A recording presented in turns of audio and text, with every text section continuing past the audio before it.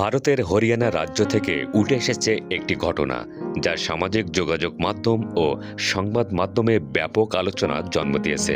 10 কন্যা সন্তানের পর 39 বছর বয়সে এক নারী পুত্র সন্তানের জন্ম দিয়েছেন। এই ঘটনাকে ঘিরে শুরু হয়েছে সামাজিক ও মানবিক বিতর্ক। হরিয়ানার ফতেহাবাদ জেলার একটি গ্রামে বসবাসকারী দিলখুশ ও তার স্ত্রী দীর্ঘ প্রায় 4 দশকের দাম্পত্য জীবনে 10 জন কন্যা সন্তানের জন্ম দেয়। সর্বশেষ সন্তান জন্মের পরও পরিবারটি আবার সন্তান নেয়ার সিদ্ধান্ত নেয়। এরপর চলতি মাসে তাদের একাদশ সন্তানের জন্ম হয়, যা একটি ছেলে সন্তান।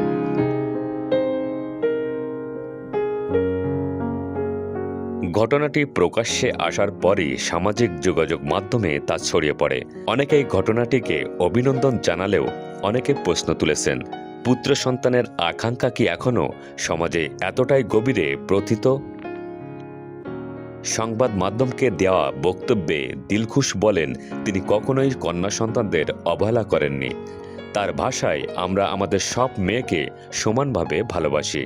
তবে একই সঙ্গে তিনি স্বীকার করেন, পরিবার ও সমাজের পক্ষ থেকে পুত্র সন্তান নেওয়ার বিষয়ে চাপ ছিল। সেই সামাজিক বাস্তবতায় তাদের সিদ্ধান্তে প্রভাব ফেলেছে বলে জানান তিনি। हमको एक भाई मिल जाए, मालिक माँ सुनेगा जी, ये आस करती थी जी, धोख दाख लगा के आती थी दादा केड़े पे भी जी, शिवलिंग पे जल चढ़ा के आती थी। मेरी बड़ी गुड़िया ये भी साथ में जाती थी जी, सब मेरी माँ भी जी। तो मेरी माँ की तमन्ना थी जी, वो मालिक ने सुनी जी, पूरी करी जी। मेरी माँ को पोता खिलाना है, मौका दिए मेरे बाप हैं जी, वो और होवर तो उन बहुत खुशी होवर जी, बहुत बढ़िया होवर जी।